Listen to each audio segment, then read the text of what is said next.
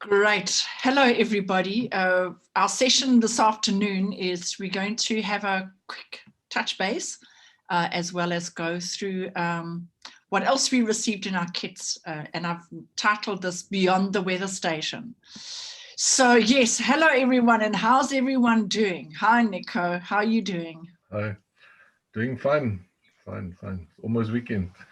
Yeah, it is almost weekend, and I can see that the snow on our mountains is starting to melt because, yes, for everybody in our area, we've had quite a lot of snow on our local mountains. So there's been nothing between us and that except of maybe a few panes of glass. So, yeah, we've been feeling it the last few days. Absolutely. So what I'd like to do is, does anybody want to say hello and greet before we move on? Hello and greet. I hope everybody's doing good. I'm also good this side. Excellent. That's absolutely wonderful. Good. Hello, right. That's Herman. Are you well? How is it up north? I hope it's warmer good. where you are, Herman. I'm good. I'm in Limpopo. Yes. For Lukwan. That's it. That's why I referred to you as up north. Oh, yeah. Next to the border gate of Zimbabwe. Yes, that's it. Absolutely. That's right. Okay, thanks. No, excellent. Good. Becca, you doing well? I'm doing good. Are you surviving? Are you surviving? I haven't had seen some action locally. I haven't seen like Durban this cold in ever, and I'm just freezing. Everybody's freezing. For some strange reason, it's so cold. It's unbearable. But we coping. We be indoors. We wearing our jackets. We're staying warm. And somebody's screaming in the background. That's for no okay. reason. No. Just in time. As long as it's for no reason. As long as it's for no reason. But literally just, I think they're screaming for another friend of theirs, but it's literally for no reason. No, it's great. Yeah, absolutely. I mean, the thing is, what I certainly noticed many years ago, I was in Durban on a trip, and there were no warm clothes in the shops. So when it gets cold there, it's like there's nothing to buy. So yeah, absolutely. I know, great. So what I'd like to do is that I'd like to go and I would like us to have a look at some of the other components that we have in our kits. So what I'm going to do is I'm quickly going to retrieve my one from my greenhouse. Just hang on a second.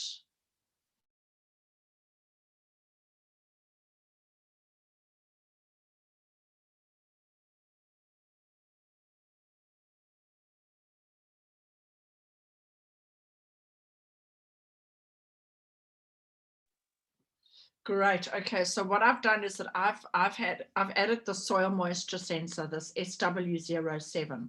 So what I did is that I added it to my kit. So I still have my I have my weather sensor giving me temperature, pressure, and humidity. The light sensor. I have the same core. I have the same screen.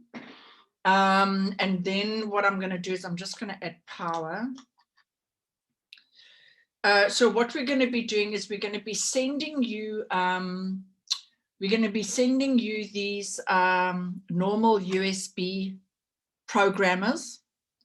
We needed to manufacture more, and it's got a chip on it. You'll see here it's got a converter chip here, and there was because of the chip shortage, they're only actually going to start manufacturing them next week. So that is why you received the micro USB power and programmers. But what we're going to be doing is we're going to be sending you these normal USB ones. And then yes, I've been running this weather station with new code, with this with the soil moisture sensor. Unfortunately, you can't see it on the screen.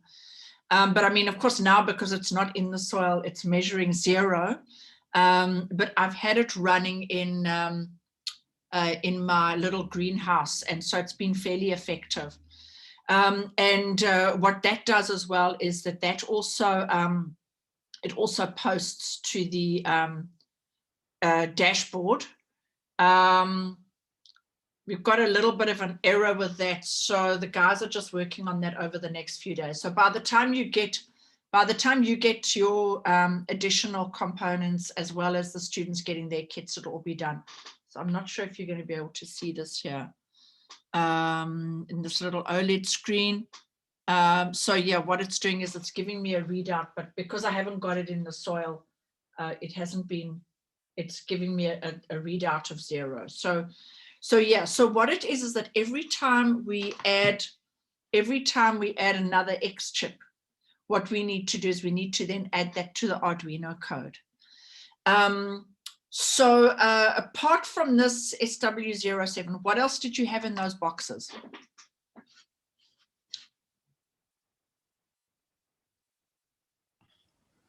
OC01 and OC05. Okay, great. So what I'm going to do is I'm just going to share my screen again. Let me just, I'm going to call it up here on my browser quickly. Okay, so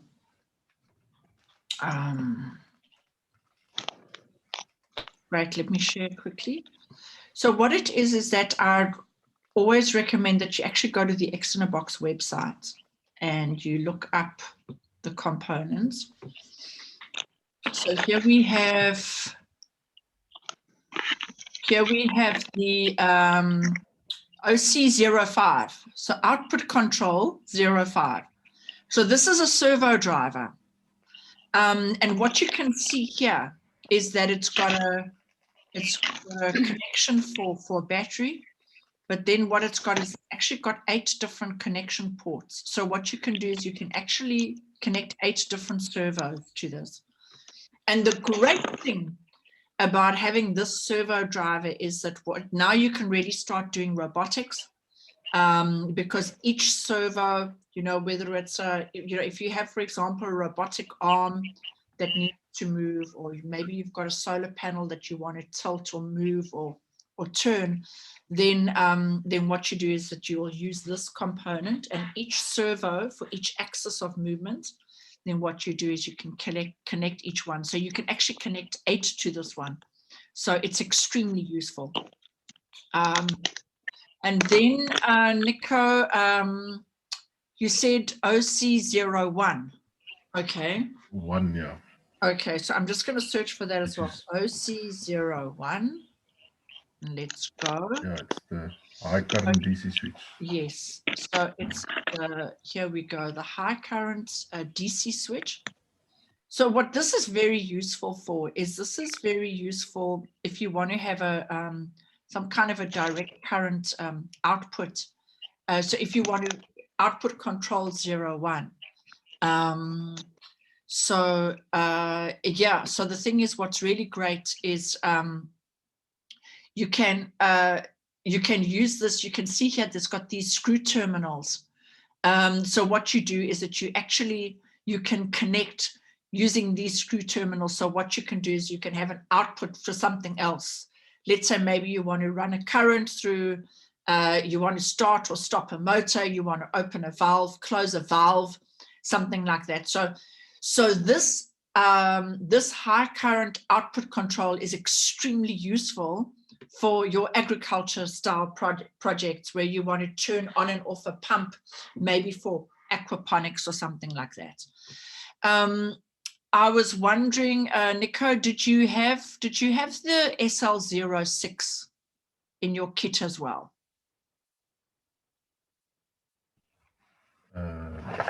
Check. Yeah, I've got it. The gesture.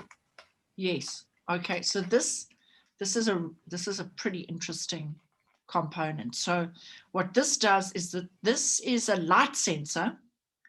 And what it does is it detects, the way it actually works is that what it does is it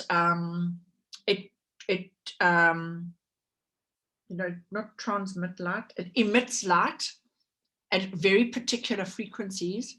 And then what it does, it detects the reflection of that light. So let me actually just stop sharing. So what I can do is, for example, as the closer we get to that sensor, it will detect that.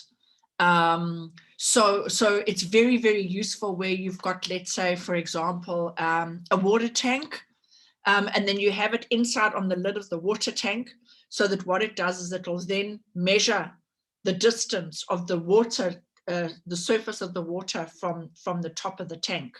So instead of using one of those mechanical, like we have in a toilet where we've got a float and something very mechanical, what you can do is you can actually have this sensor on the top and it'll detect the distance. And when the distance decreases to a particular point, it can turn off the pump, or when it drops below a certain distance, it will turn on the pump, etc. So it's extremely useful in controlling and to give you input. And so the thing is that these are the same sensors that are used, for example, if you walk up to an automatic door, as you get to a certain distance from the door and it opens, it's exactly the same light sensor. What it's doing is it's detecting that proximity. And it's really useful because the thing is, what you can do is that the students, if they maybe want to turn the circuit on or off, what they can do is they can just put their hand in front of it and it'll detect a close proximity, and then it'll turn on or it'll turn off, whatever it needs to do. So it's a really nice sensor. We refer to it as a gesture sensor because also what it'll do is it'll detect if you move your hand and you swipe up or you swipe down or you swipe left and right, it'll detect that as well. So what you can do is maybe if on your OLED screen, if you want to have multiple screens, then you can swipe, and then what it can do is it can change the different screens. I'd really recommend that you follow the links. Let me actually share my screen again so that we can have a look at this sensor. And so what it is that you can see that there's I need to log into Google so that I could see the data sheet. But also the thing is that there's a number of different projects that relate to this SL06 gesture sensor.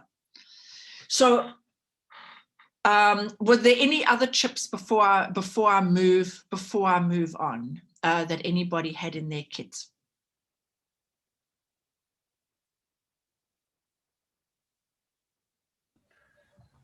Only there's 3 additional, other than the ones we've covered already. Okay, that's absolutely great.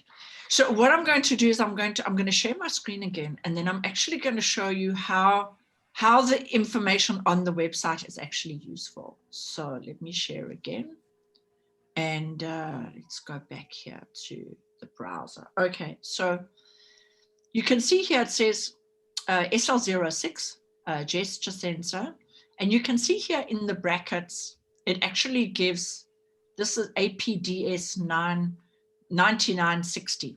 So that is the name of the actual sensor itself. Now, within X in a Box, the way everything has worked is that the team has taken the most popular sensor for that functionality and simply put it on their board. Okay, so none of it has actually been invented. Nothing is new.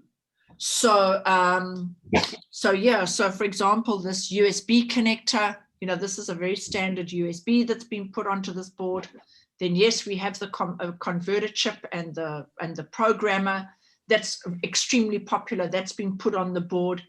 And it's one of the converter chips that's very popular with Arduino. So that is why this is the one that's put on this board. And the same with all of the sensors. So if I take apart I'm just taking my kit apart, and if I have a look at this light sensor, this SL01, this is the most popular light sensor to give us lux, and it's also the most popular light sensor to give us UV, and then it's simply been put on this board, on this X-in-a-box board. So to turn it into modular electronics, so we can now start connecting it. If you see how small these are, how small the connectors, how small the sensors are, you know, I mean, we certainly couldn't have a situation where we now need to solder that onto our own board. You know, it's a lot easier to take this and, you know, and a couple of these connectors and build it and put it together.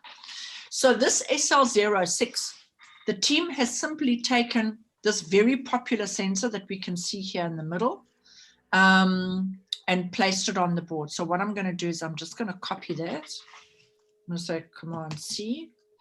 And then what I'm going to do is that I'm going to go to Hackster. So Hackster is an extremely popular website where a lot of people put their different challenges and their different projects. So I'm going to go hackster.io. Okay, and what I'm going to do is I'm going to say I'm looking for X-in-a-box. Okay, so I'm looking here for X-in-a-box. Let's search for X-in-a-box. By the way, can you see this hackster.io? Can you see that? Okay, great. Okay, so you can see plenty of projects, okay, with the different xChips. So let's actually just have a look. Maybe if you can share your computer screen, because we're seeing you. Oh, that's what I'm seeing. Oh, you're not seeing the browser? No, I'm not seeing the browser. I'm seeing your video. Okay, was anybody else seeing the browser? Yes, I was able to see the okay. the Becca was able to see the browser. Nico, do you think it's got something to do with your settings? Sorry, man. I've got you pinned. I've got your video pinned. Sorry, my mistake. No, that's fine. You know what? 2 years ago, if you had said to me, I have you pinned, nobody would have understood at all what you were talking about. So You're right, it just shows you how much we've learned over the last 18 months. Definitely. Okay, so can you see it now?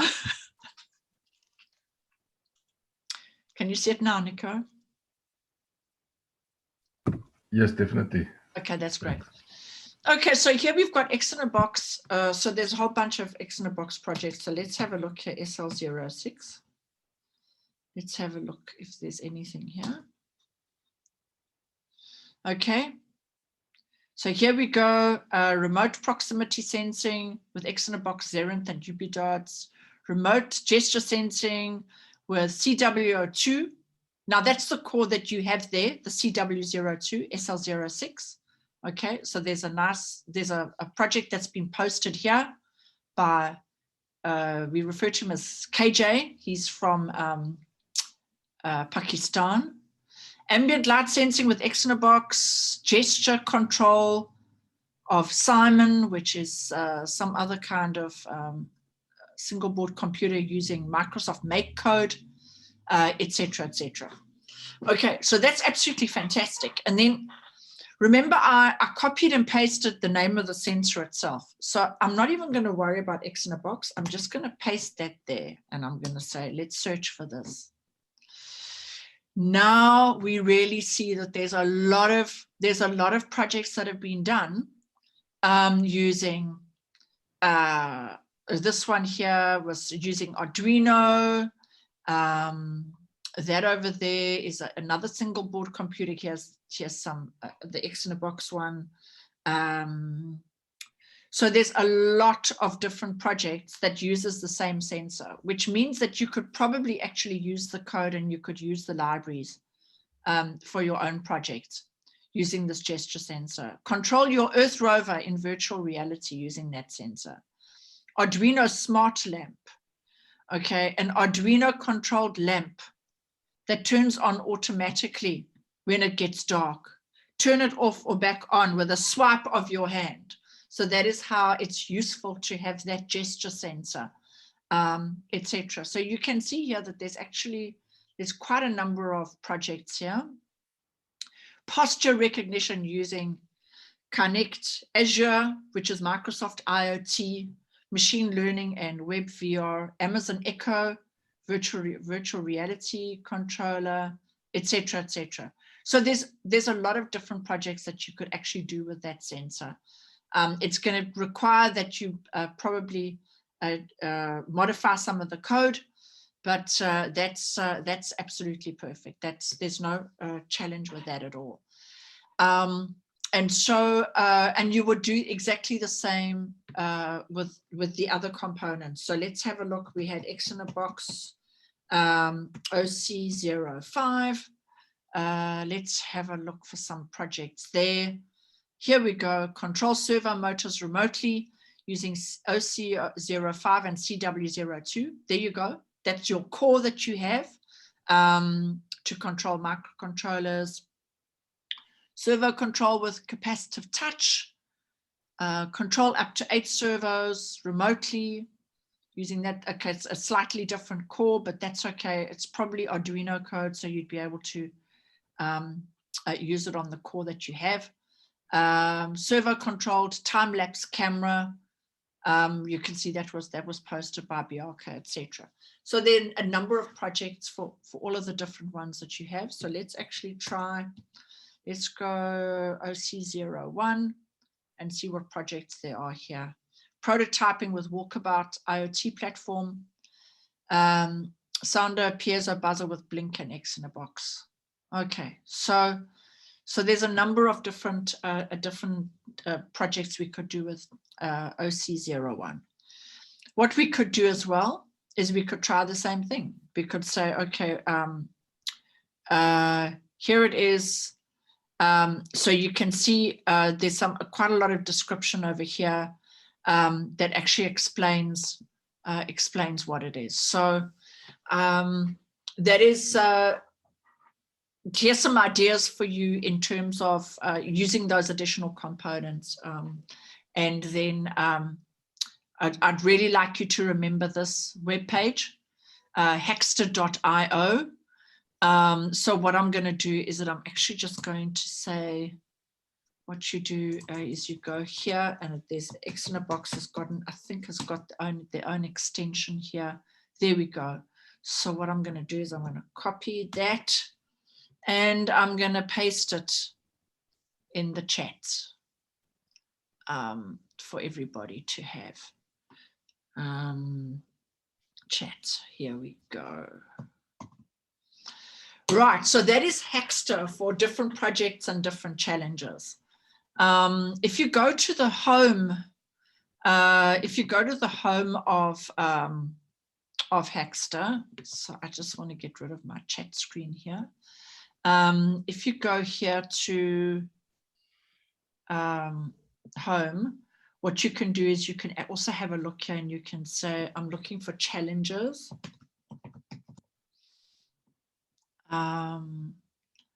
And you can see that there's a number of different challenges that have been posted out there for people to get involved in.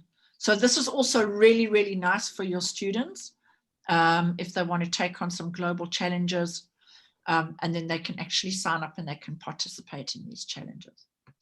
So that is Hackster. So what I'd like to do now is I would like to take you to Make Code. So Make Code is the drag and drop programming developed by Microsoft, developed and supported by Microsoft. It's just going to take a little while to open up this page, unfortunately. Actually, what I may want to do is I may want to go to Make Code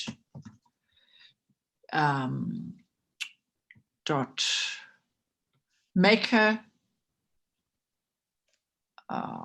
Let's just see. I think it's called maker.makecode.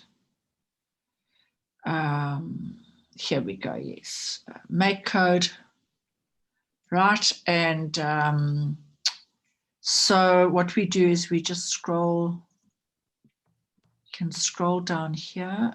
Wait, hold on. Judy, get it right, maker.makecode.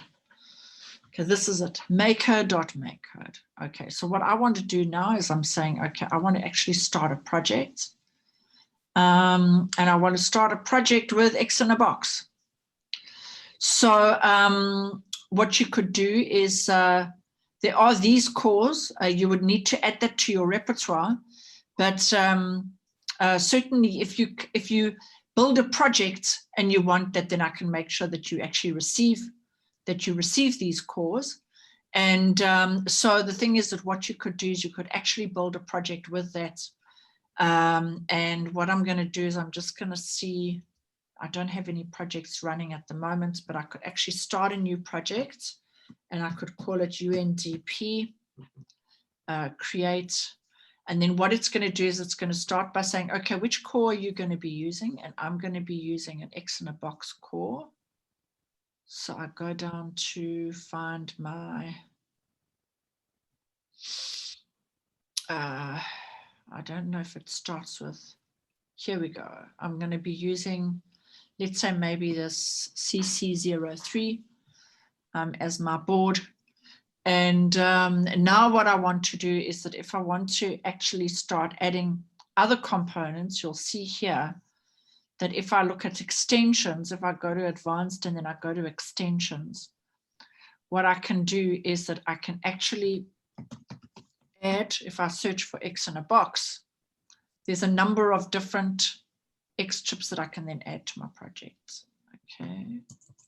So maybe what I want to do is I want to say, what about that sensor that we had?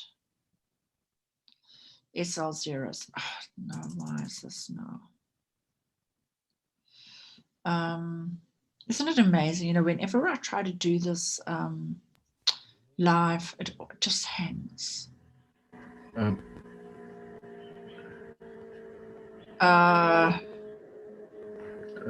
it? Don't you need the PXT extension or PTX or yeah, something? actually, you're very right. Yeah, I have to do what Slash, PXT. Yeah. I think it's PTX. Yeah.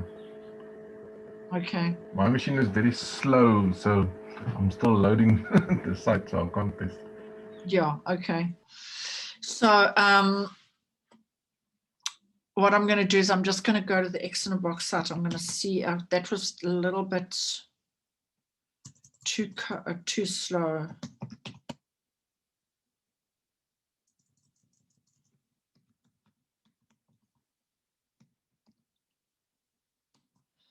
Let's see if this will open. Because this is a mirror of the Make Code website, but just only for the X in a box components. Yeah, everything is very, very, very slow at the moment. You know what I'm going to do is we're going to be running out of time. So I will actually, I'm going to stop doing this. And what I'm going to do is that I'm going to send you a link to a YouTube tutorial for using Make Code. To support your students using Make Code, I'll send you a video tutorial, and all of the components that you've received are supported by Make Code. And that is specifically why I sent you those components and not others that weren't going to be supported by Make Code. So let me actually send that to you. I also do know that on the X in a box site, this core that you have is supported as well. So I think that's going to be really interesting if you want to start getting your students introduced to coding and all of that kind of thing. So I think at this point, what I'm going to do is I'm going to keep quiet and I'm going to see if there's any questions. I have a lot of questions, Judy, and thank you so much. This is just like a can of worms with so many endless possibilities. But I'd actually like us to have a session after this, because it's just a long conversation that I think we must have. Okay. But thank you for the session. This was really great. Absolutely. Becca, why don't you and I schedule some time together? You know, I'm really flexible. I'm really flexible. So please pop me an email or something. Let's get some time together in the calendar. Let me know what time suits you best. No, I meant like today, if you are available after the session. Yes, I am. I can stay on. I can stay on for a bit. I have a hard stop at 5 o'clock, unfortunately, but certainly after the session, I can certainly stay on. Absolutely. Okay. Then I'll speak to you. Thank you. Of course. Are there any other questions? Hi, everyone. Hi. Hi, Ntabaleng. How are you? I'm well, thanks. And yourself? Fabulous. Thank you. Great. I have a question with the SW07. So I tried to work with it the other day, but then I don't think I connected my components correctly. So I had the screen. Okay. And then I had the core, and then IP03, and then I connected the SW07. So my question was, do I also have to connect the weather sensor, the weather station sensor, and the other one? What is the other one? No. In Ntabaleng, the very important thing is what you're going to have to do is you're going to have to change the code on your core. Oh. So the thing is, what it is right now, this CW02 has got the code on it for the weather station without the soil moisture sensor. Okay. So it's not recognizing it. Exactly, that was the thing. Exactly. It kept saying that it's not, it only recognizes it's not recognizing it. So that is why what we need to do is we need to get these USB. You need to get these USBs to you with the programmer, because you're going to have to reprogram it. And it's very easy. It's very, very, very easy, because we do have a tool for it. What I need to do is that I need to get those to you. So yes, it's not you. It's your code right now is not recognizing it. Okay. Okay, no, thank you. That makes sense. Absolutely. Okay. So yeah, sorry about that. So yeah, and what I'm doing is that I'm just busy testing the code at the moment.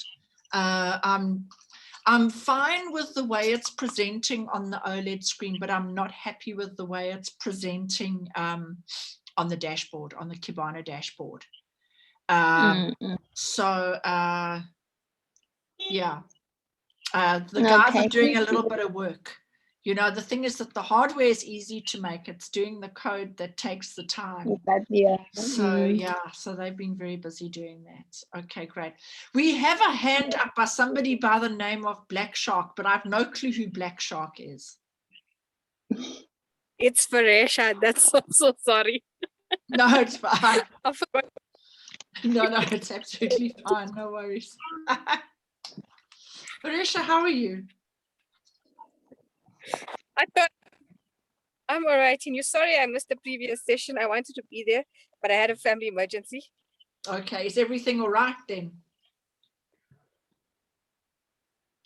Yeah, no, it's fine. It's just, you know, small ones make it difficult. He wants to play with my xChip himself. And I'm like, no, not baby's toys. Replace with Lego. I just wanted to ask you a question. Of course. I think it was before, what you call it? She had pins on her, one of her chips had pins on also. I don't have anything that looks like that. So I'm not sure what, if I'm missing it or this thing? No, you're not. No, you're not. What do you have? Is yours also an IP03 or IP01? Mine is an IP03. Okay, and it hasn't got the pins on it. No. That's absolutely fine. The pins are there. The pins are there for you to be able to connect other single board computers if you really wanted to. It was a very geeky thing that the guys did in the early days. I was the first one to say, please take these pins away. So so what it is that you have the boards without those pins, but you really don't need them. The main thing is the electronics inside, you know, that's what does the work. So don't worry if it looks different. Don't worry, the functionality is exactly identical. And the other thing I wanted to ask you, because you are taking us through the components again, it was a good reminder. I know I sent you the last project about light color in my crayons. I wanted to try a new project. I'm still struggling a bit with my configuration, and because remember I told you it's blinking on and off still. So I'm trying different methods to try and get it work. If it does work, I'll let you know. So the latest one I've tried is a concave mirror, light intensity of a concave mirror versus light intensity of a convex mirror. Oh, that's clever. Yes. Now, remember in high school, they always taught us optics. You remember? I don't know. And then also the different mediums. So I was thinking if we can test the concave mirror, but my problem is I'm not getting the readings that I would like because I can't get it to the Cabana dashboard because remember it's going on and off. So, you know, I just need to like sort it out. But if you could put forward, maybe if somebody wants to try it, can they, Yeah. you know? Absolutely. Also, the thing is that I think it's going to be a lot easier when you get your alternative programmer, because then maybe you can just replace that code yourself. Yeah, I really don't understand why it's still power cycling. We probably need to reflash that code for you. But yeah, I mean, somebody else can try it. Also, the thing is that yeah, maybe in different media, you know, maybe with using water, you know, have the mirrors submerged, that kind of thing. It could be quite interesting to see what happens there in terms of the light that is reflected. Yes. Yes. So that's the latest one. So what I was thinking is maybe I can write out these projects and then send them to you. And then like I did for the last one, step by step. And yeah, you could make use of them because like I said, now I've got so many ideas with this little thing. Yes. I think I'd rather just jot and forward it to you, and then you can take a look at it. And then if you want to add it, you can. But the problem is with me, the capturing of data. So I'd just like to do that. Absolutely. Okay. So I think what let's let you and me have a conversation. I'm going to see how I can maybe get a replacement kit to you or a replacement core, something like that. We've got to solve this issue that you're having with this power cycling. Great. No problem. Thank you so much, Judy. Of course. Absolutely. Thanks. Do we have any other questions?